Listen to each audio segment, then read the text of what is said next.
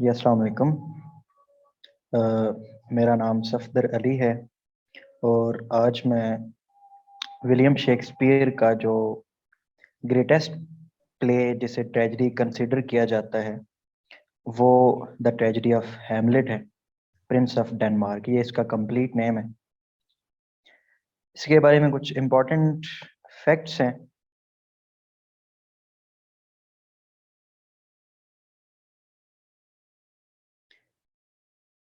जी, सबसे पहले तो एक इम्पोर्टेंट बात समझ लें, यहाँ पे वो लिखी हुई नहीं है। हैमलेट जो है ये लॉन्गेस्ट ट्रेजेडी है विलियम शेक्सपियर की। आपसे पूछा जा सकता है कि लॉन्गेस्ट प्ले कौन सा है विलियम शेक्सपियर का, तो वो हैमलेट है।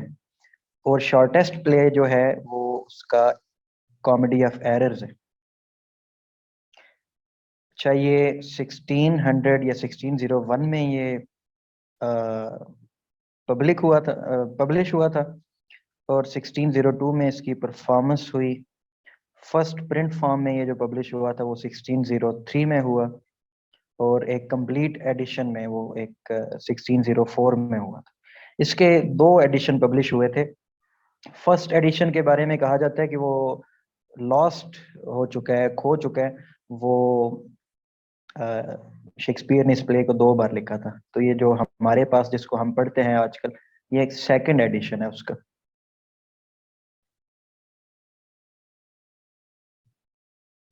जी, इसको रिवेंज ट्रेजेडी भी कहा जाता है। ये जब हम अभी इसकी थोड़ी सी ब्रीफली स्टोरी जब जानेंगे तो हमें पता चलेगा कि रिवेंज ट्रेजेडी से क्यों कहा गया है। इससे थोड़ा सा मैं रिलेट भी करना चाहूंगा कि विलियम शेक्सपियर के बारे में हमने थोड़ा पढ़ा है कि जब हमने सेनेका के बारे में पढ़ा था, जो रोमन फिलोसफर थे, कि विलियम शेक्सपियर के हाथ कहीं से सेनेका के प्लेस ट्रेजेडीज आ गई थी, किसी ने गिफ्ट की थी या जैसे भी। तो उसने वहां से उसको, जब सेनेका के प्लेस को पढ़ा ट्रेजेडीज को, तो एक आइडिया रिवेंज ट्रेजेडी का जो है वहां से विलियम शेक्सपियर ने अपनी ट्रेजेडी में उसको काफी फॉलो किया हुआ है। अच्छा, यहाँ पे एक इम्पॉर्टेंट फैक्ट भी मुझे याद आया है। शेक्सपियर के टोटल 37 प्लेस में कितने लोगों ने सुसाइड कमिट की है? तो वो 13 कैरेक्टर्स ऐसे हैं शेक्सपियर की डिफरेंट ट्रेजेडीज के अंदर जिन्होंने सुसाइड कमिट की है। तो दिस में also be asked in exam.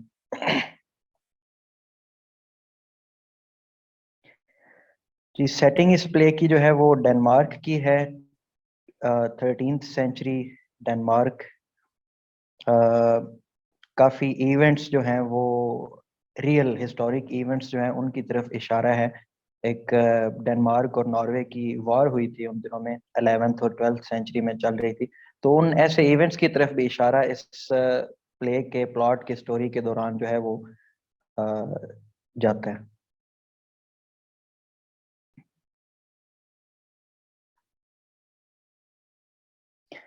Ji, Hamlet की स्टोरी जो है वो एक डैनिश रिवेंज स्टोरी पे बेस्ड है, जो कि शेक्सपियर ने मॉडिफाई की है काफी हद तक। मतलब ऑलरेडी एक मिथ एक स्टोरी मौजूद थी डेनमार्क और नॉर्वे का, जो उनकी जो मोनार्की है उसमें कोई इस तरह का वाकया हुआ था जिसमें एक किंग को उसके भाई ने मर्डर कर दिया था। और फिर उसके भतीजे ने, जैसे हैमलेट जो है अपने फादर का रिवेंज लेता है अपने अंकल को कत्ल करके, वो आके हम अभी देखते हैं। रिफॉर्मेशन का प्रोडक्ट है ये प्ले। रेफॉर्मेशन से मुराद के आपको पता है कि इससे प्रीवियस प्लेस जो हैं शेक्सपियरियन पीरियड से पहले वो चर्च और रिलीजन में बेस्ड होते थे। कैरेक्टर्स को अभी हम देखेंगे जी। जी, Hamlet prince of Denmark central character है प्ले का। प्रोटैगनिस्ट भी यही है, सन ऑफ क्वीन। इसकी वालदा का नाम क्वीन गर्ट्रूड है। और किंग हैमलेट का बेटा है। इसके फादर का भी नाम हैमलेट के नाम से ही जो है वो जिक्र किया गया है वहां पे। और नेफ्यू है क्लॉडियस का, इसके चचा का नाम क्लॉडियस है। तो हेमलेट मेलनकॉलिक है, बिटर है, सिनिकल है, फुल ऑफ हेट्रेड है। तो ये कुछ इंपॉर्टेंट चीजें थी उसके बारे में। Claudius, Claudius is the king of Denmark. ये जब हमारा प्ले शुरू हुआ है ना, प्ले का प्लॉट जो है, प्लॉट जो है ये एक सिस्टमेटिक अरेंजमेंट ऑफ इवेंट्स चूंकि होती है, तो वो जब प्लॉट कहानी शुरू होती है तो Claudius is already the king of Denmark. तो बाद में हैमलेट पे जो है वो उसको उसके फादर का एक जो गोस्ट है वो बताता है कि उसका डेथ नहीं हुई बल्कि उसका मर्डर किया है क्लॉडियस ने। और मर्डर कैसे हुआ था, उसके कानों के अंदर, उसके ईयर्स में पॉइजन डालकर। गर्टरूट क्वीन ऑफ डेनमार्क है, ये हैमलेट की मदर है। लेकिन जब किंग हैमलेट मतलब फादर ऑफ द हीरो या प्रोटैगनिस्ट जो हैमलेट है, उसके फादर का जब डेथ हुई या उसका जब मर्डर हुआ, तो क्वीन गर्टरूट जो है ये क्लॉडियस से शादी कर लेती है हैमलेट के किंग हैमलेट की डेथ के बाद। तो हैमलेट को ये बात अच्छी नहीं लग रही।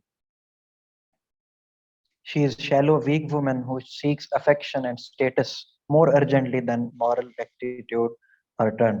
कि अर्जेंटली ये फौरन ही किंग की डेथ के बाद इसने शादी जो है, क्लॉडियस जब किंग बनता गया तो फौरन ही कर ली, ऐसे भी ना किया कि चलो कुछ दिन जो है वो उसकी मॉर्निंग में गुजार लेती। जैसे आपने एक प्ले पढ़ा है, वन एक्ट प्ले एक है बियर, बड़ा एक फनी एंटन चेखोव का प्ले है, उसमें पपुआ का करेक्टर है। एक क्रॉस रेफरेंस मेरे माइंड में आ गया।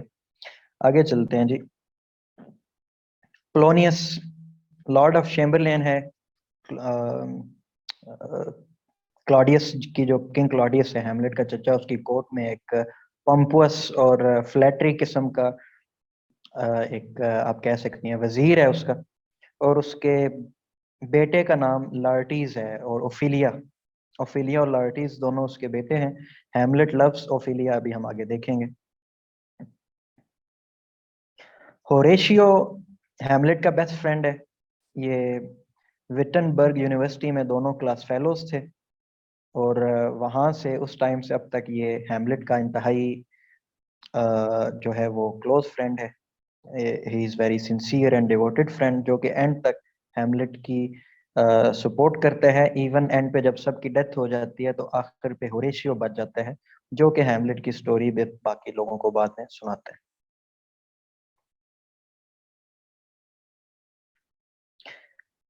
पोलोनियस की बेटी, जिसका अभी हमने थोड़ी देर पहले अभी पढ़ा है, पोलोनियस की बेटी का नाम है Ophelia. She is a beautiful young woman with whom Hamlet has been in love. Ophelia is sweet and innocent young girl who obeys her father and her brother Laertes.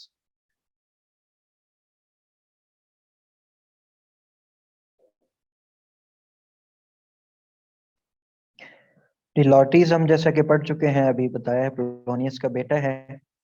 A young man who spends much of the play in France, passionate and quick to action. Laertes is clearly a foil for reflective Hamlet. ये इस play के important characters थे जी। इन characters को भी मैं थोड़ा relate करूंगा briefly. मैं इन कैरेक्टर्स को डिटेल से इसीलिए बता रहा हूँ कि स्टोरी अब मैं सम अप करूंगा बड़ा ब्रीफली इसको। किंग, ये जो हैमलेट है हमारा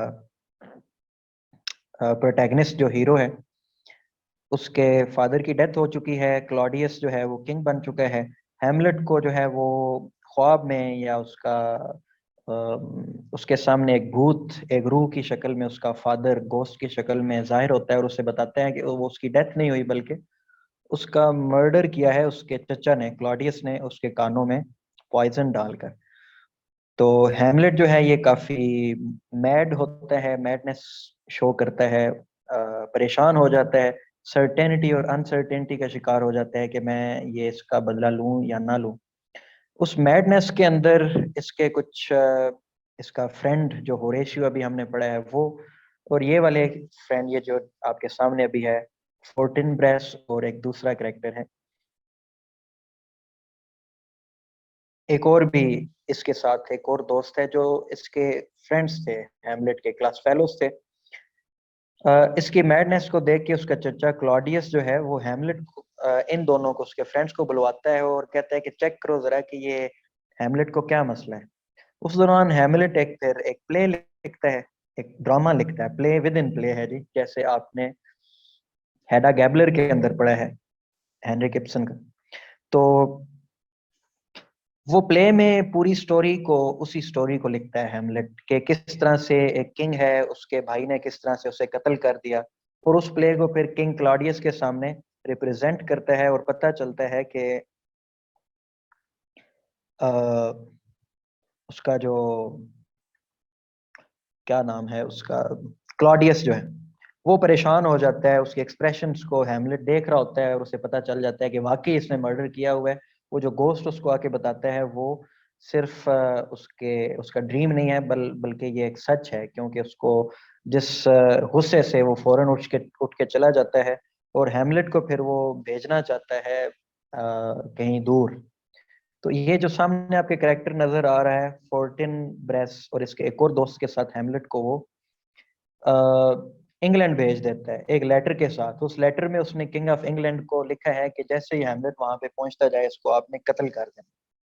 मगर हेमलेट को रास्ते में पता होता है, ये जो प्ले उसने किंग के सामने परफॉर्म किया था, उसकी परफॉर्मेंस से कुछ पहले उसने पोलोनियस का मर्डर कर दिया। पोलोनियस जो है, ये अचानक कहीं पे चोरी सुन रहा होता है हेमलेट की बातों को, जब हेमलेट अपनी मदर के साथ, गर्टरूड के साथ कुछ डिस्कशन कर रहा होता है। तो वहां पे अचानक जब हेमलेट सामने आता है, तो पोलोनियस को पाता है, जो छुप के उसकी बातें सुन रहा था। लेकिन हेमलेट समझता है कि ये क्लॉडियस है, उससे वो पहचान नहीं पाता। उसे मर्डर करने के बाद पता चलता है कि ये तो पोलोनियस है।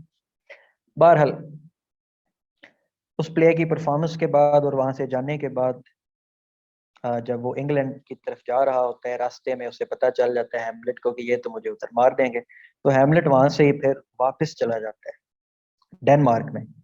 और डेनमार्क में जब पहुंचता है, तो ये जो करेक्टर अभी हमने इससे पहले पढ़ा था, क्लोनियस का जो बेटा है लॉर्टिस, लॉर्टिस को चूंकि पता है कि उसके फादर का मर्डर जो है वो क्लोनियस का हेमलेट ने ही किया था, तो लॉर्टिस और हेमलेट के दरमियान एक ड्यूल, एक मुकाबला होता है, एक लड़ाई होती है, जैसे फर्नीज और अ, उसका दूसरे का मुझे नाम भूल गया, वैसे ही होता है। तो उसमें जहर आलूद तलवार होती है। लॉर्टिस और क्लॉडियस ने आपस में एक प्लॉट बनाया हुआ होता है कि तुम तलवार को जहर में भिगो लो, और जब वो लगेगी हेमलेट को, तो हेमलेट मर जाएगा। लेकिन हेमलेट जख्मी होने के बाद, इसको भी, लार्टिस को भी वो तलवार लग जाती है, ये भी मर जाता है, और एंड पे मरते मरते हेमलेट जो है वो क्लॉडियस को भी मार देता है।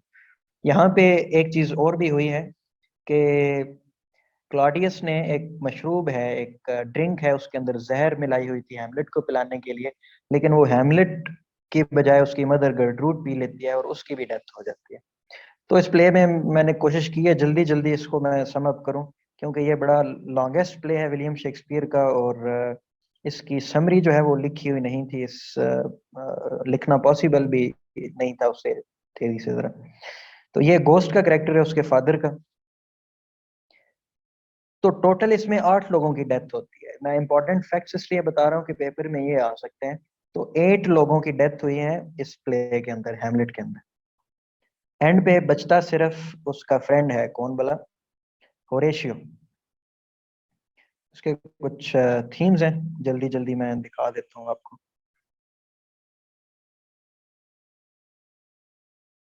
अपेरेंस वर्सेस रियलिटी है थीम इसका, दिख कुछ और रहा है, हकीकत कुछ और है। उसके अलावा सैनिटी वर्सेस इनसैनिटी है। हैमलेट जो है उसे समझ नहीं आती, वो इनसेन होने की प्रिटेंड कर रहा है, और क्लियर नहीं हो रहा, पता नहीं चल रहा कि प्ले के अंदर वो सेन है या इनसेन है। सर्टेनिटी एंड अनसर्टेनिटी का थीम है जी। हैमलेट के हवाले से वो सर्टेन नहीं हो रहा, उसे यकीन नहीं हो रहा कि उसके चचा ने उसके फादर का मर्डर किया है या नहीं किया। एंड पे उस प्ले की परफॉर्मेंस के टाइम पे उसे कंफर्म होता है। एक्शन वर्सेस इन एक्शन है। हैमलेट जो है वो सर्टेनिटी और अनसर्टेनिटी के साथ ये कनेक्टेड है थीम, कि वो एक्ट करना चाहता है लेकिन एक्ट कर नहीं पाता, बट इन द एंड वो एक्ट करता है। थीम ऑफ डेथ है, काफी लोगों की डेथ होती है, 8 लोगों की डेथ हुई है इसमें। और डिके एंड करप्शन है, कि जो एक तरह की करप्शन ही है ना, जो उसके फैमिली के अंदर क्लॉडियस ने मर्डर कर दिया है भाई का किंग बनने के लिए। डिके है, तबाही है।